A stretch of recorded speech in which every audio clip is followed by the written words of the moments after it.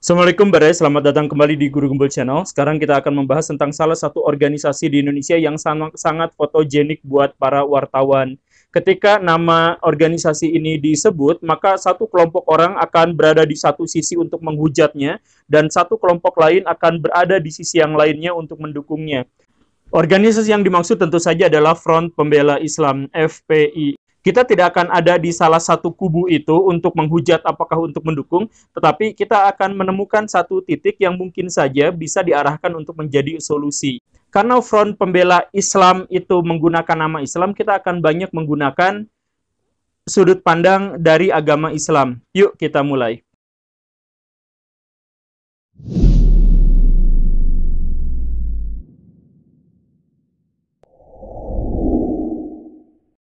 FPI muncul pada tahun 1998, kala itu terjadi suksesi di tengah-tengah krisis multidimensi di Indonesia.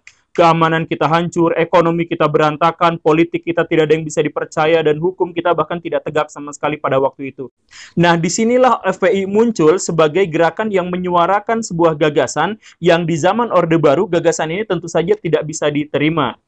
Ketika lambat laun negara ini semakin membaik, FPI tetap ada di jalurnya yang sama seperti awal mereka didirikan. Mereka terbiasa untuk melakukan aksi besar-besaran dengan massa yang banyak untuk melakukan penggerebegan atau sweeping terhadap satu kelompok masyarakat tertentu yang dianggap melakukan penyimpangan moral. Kemudian yang kedua, FPI dianggap sebagai gerakan yang ingin menegakkan syariat Islam di Indonesia. Berikutnya, FPI dikenal sebagai kelompok yang sangat kontroversial dalam ucapan-ucapannya, baik itu pemimpinnya ataupun perwakilan yang mengatasnamakan FPI. Kemudian, FPI juga dikenal sebagai gerakan yang dianggap intoleran dan mengancam keberagaman orang-orang di Indonesia atas nama keberagamaan. Bahkan ketika saya menyebutkan 4 sifat yang melekat pada FPI ini pun, kontroversi tentu saja bermunculan di mana-mana, tetapi setidaknya dilabeli oleh media massa memang seperti itu.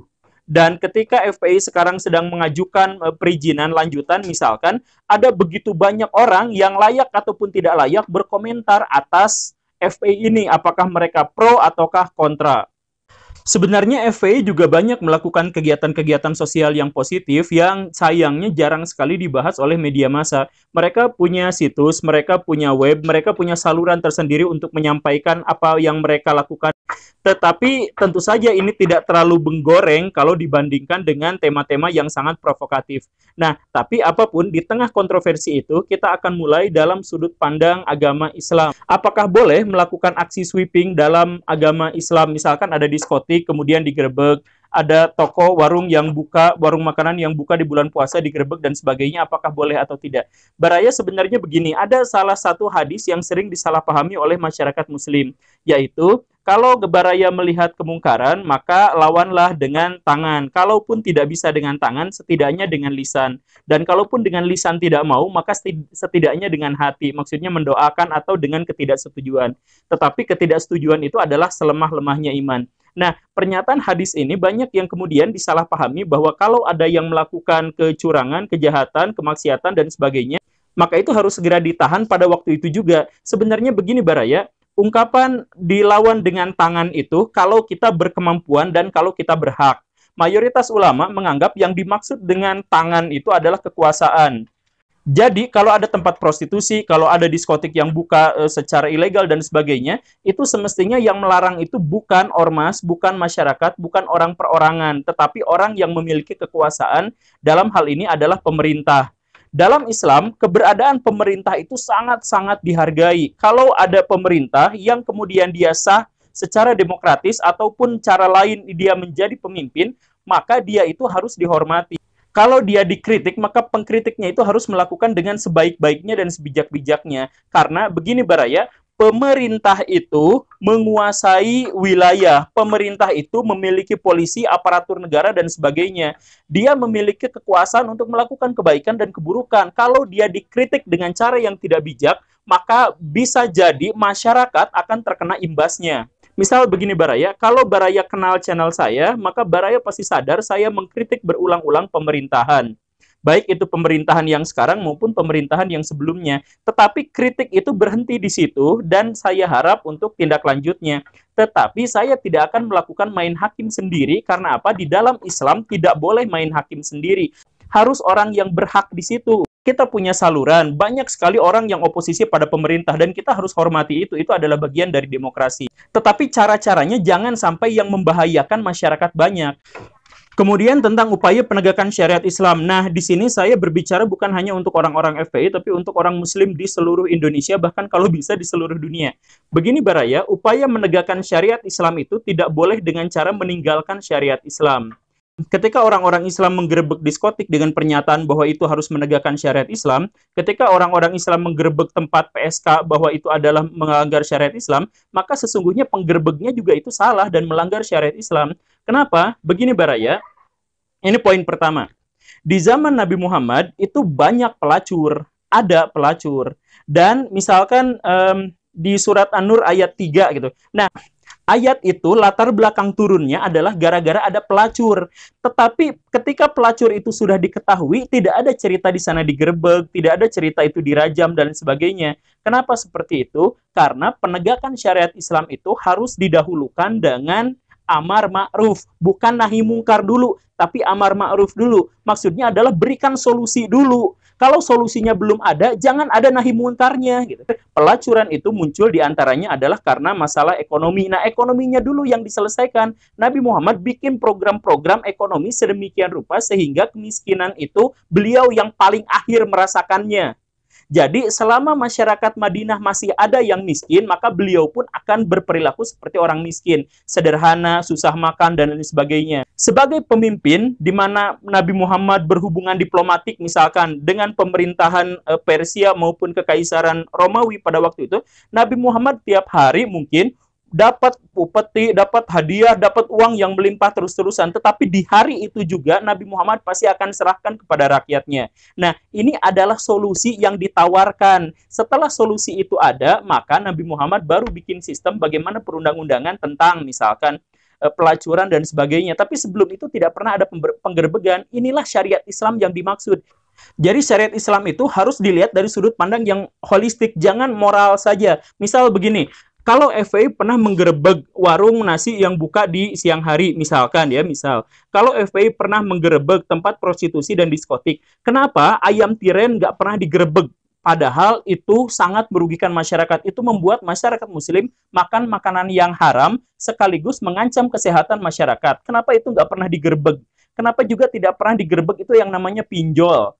Pinjaman online itu benar-benar menyengsarakan orang. Orang lagi butuh duit, bukannya dibantuin malah diperas. Itu bahkan ada orang yang bunuh diri, ada orang yang bercerai, ada orang yang depresi, stres, jadi gila dan sebagainya. Kenapa itu nggak pernah digerebek?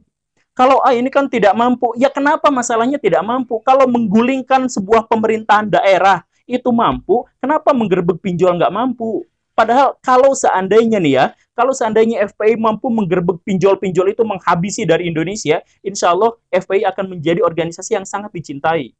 Kemudian juga ada banyak preman-preman yang ada satu wilayah tiba-tiba diambil alih sama mereka, mengambil pungutan dari masyarakat dan sebagainya. Kenapa itu nggak diselesaikan? Kemudian ada PKL-PKL. PKL-nya itu sampai menutup toko-toko yang ada di belakangnya, sampai toko yang di belakang itu yang bayar pajak, yang beli rukonya aja mahal banget, tapi tutup gara-gara ada PKL-PKL di depannya. Kenapa itu PKL-nya nggak digerebek? Itu kan PKL-nya warga kecil. Nah, solusinya syariat Islam itu adalah berpikir bagaimana solusinya. Bukan menggerebeknya, tapi bagaimana caranya agar orang PKL-PKL itu dapat cukup dana untuk bisa hidup dengan baik tanpa menggelar dagangan menutupi toko orang lain. Karena bikin dagangan yang menutup toko orang lain itu dalam Islam disebutnya haram. Syariat Islam itu bagaimana caranya melindungi jiwa manusia, harta manusia, kehormatan manusia, dan lain sebagainya. Fokusnya di situ. Tapi kan itu bakal jadi jangka panjang. Nah, karena jangka panjang itulah kita harus bersabar dan berjihad. Jihad itu jangka panjang, mungkin antar generasi. Dulu ada seorang ulama yang tiap malam dia datang ke tempat pelacuran. Kemudian dia bawa minuman keras dalam jumlah banyak. Dia beli itu. Dia menyisihkan uangnya sampai keluarganya sendiri kesusahan gara-gara si ulama itu beli alkohol dan bayar si PSK-PSK itu. tetapi bukan untuk memakai jasa PSK-nya, tetapi hanya membuat agar si PSK itu kehilangan motif untuk berjualan pada malam itu, agar orang-orang yang mau beli Hummer kehabisan stok Hummernya gara-gara diborong sama dia. Nah, bayangkan sekarang FPI bisa mengumpulkan massa sampai 7 juta, 8 juta, 9 juta, katakanlah begitu ya. Bisa mengumpulkan massa sampai sedemikian banyak. Coba arahkan si massa itu untuk membeli para PSK-PSK di Indonesia agar setiap hari setidaknya mereka bebas untuk tidak berjualan. Terapkan syariat Islam sebagai solusi, bukan sebagai bagian dari masalah. Dan prosesnya jangka panjang. Saya ambil contoh lainnya begini, Baraya. Seandainya beca itu haram, maka yang dilakukan oleh baraya-baraya yang Kristen yang melakukan misi itu adalah mereka menyediakan motor biar si tukang beca itu pindah dari tukang beca jadi tukang ojek.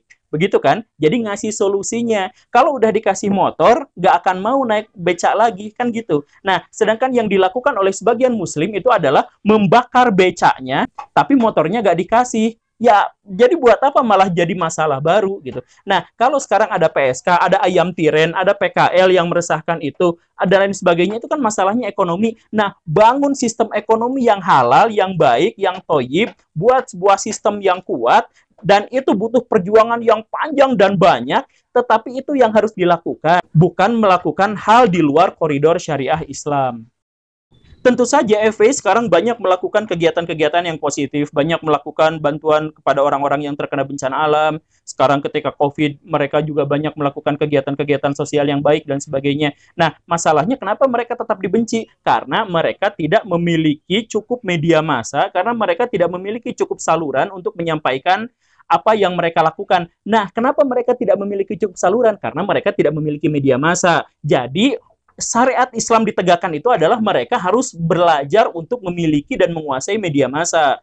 Mereka kan tidak bisa membantu orang-orang fakir miskin. Gimana caranya membantu fakir miskin? Melalui ilmu ekonomi. Maka syariat Islam itu harus tegakkan ilmu ekonomi. Kan sekarang orang-orang Islam tidak memiliki media sosial. Bahkan FPI kalau mau demo, misalkan demo menolak Facebook dan sebagainya, itu demonya dikirimnya pakai WA. WA itu kan bagian dari temannya Facebook gitu. Kalau mau menegakkan syariat Islam, ciptakan WA sendiri, ciptakan, kuasai teknologi, kuasai perekonomian dan sebagainya. Sekarang kan kebanyakan muslim itu hanya mengklaim. Ketika ada astronot menemukan, wah ini temuan baru, maka muslim mengatakan subhanallah, ini sudah diwartakan oleh Al-Quran 14 abad yang lalu. Ketika ada temuan ini, subhanallah, ini Nabi Muhammad sudah mengatakan. Kenapa harus mengklaim? Kalau itu memang tanda-tanda yang ada di dalam ayat suci, kenapa mereka selama berabad-abad tidak menemukannya? Nah, karena mereka tidak menjalankan syariat Islam. Kenapa mereka tidak menjalankan syariat Islam? Karena mereka berpikir sekuler. Yang dimaksud dengan syariat Islam itu hanya terkait dengan pelacuran dan diskotik. Tidak terkait dengan ekonomi. Orang-orang Islam berpikir bahwa yang dimaksud dengan matematika itu adalah ilmu dunia. Bahwa fisika itu ilmu dunia, padahal itu adalah bagian dari peradaban Islam di masa lampau, dan bahkan baik matematika maupun kimia itu semuanya adalah diciptakan oleh ulama-ulama muslim di zaman dulu. Kita sekarang hanya mau membanggakan ulama zaman dulu, tetapi tidak mau menjalankan syariat Islamnya. Nah, ini mah saran buat FPI dan buat semua orang, kalau memang mau dalam tanda kutip menegakkan syariat Islam, kalau memang mau berbuat agama sebaik-baiknya, maka tunjukkanlah agama yang baik, yang rahmatan lil alamin, yang fokusnya pada solusi, bukan menambah masalah. Sekarang dunia sudah diperlihatkan dengan sejelas-jelasnya bahwa negara paling maju adalah negara ateis, negara tidak beragama. Ini kalangan agamawannya mana? Ini introspeksi. Silahkan berpikir bagaimana caranya memberikan contoh buat masyarakat bahwa agama itu memberikan solusi buat peradaban di masa depan. Jangan terus-terusan memberi alasan dan motif untuk orang berubah menjadi ateis. Kalau FPI menggunakan masa 7 juta orangnya itu untuk membantu sesama, kalau orang-orang FPI yang 7 juta orang itu membantu menghilangkan pinjol, atau kalau orang FPI yang jumlahnya 7 juta itu mampu meredam penyelundupan di Indonesia, kan sumber-sumber daya alam Indonesia itu dicolong sama orang-orang asing, grebek sama 7 juta orang FPI itu, insya Allah mau yang Kristen, mau yang Hindu, mau yang Buddha, mau yang Muslim liberal dan sebagainya, mau yang Islam fanatik, pasti akan mencintai FPI. FPI akan dicintai oleh semua orang ketika mereka menjadi pahlawan, bagi bukan hanya agamanya, bukan hanya kelompoknya, tapi buat masyarakat secara keseluruhan. Saya harap kita semuanya, bukan hanya FPI, tapi saya juga, kita akan bangun peradaban melalui pendekatan solusi, dekat atau jauh, panjang atau pendek, lama atau tidak, itulah yang secara syariat Islam harus dipilih, bukan cara cepat yang praktis dan instan. Oke, baraya itu saja. Semoga bermanfaat. Saya harap ini tidak memunculkan kontroversi. Ini adalah untuk introspeksi bersama. Terima kasih karena sudah menyaksikan. Saya Guru Gembul. Assalamualaikum warahmatullahi wabarakatuh.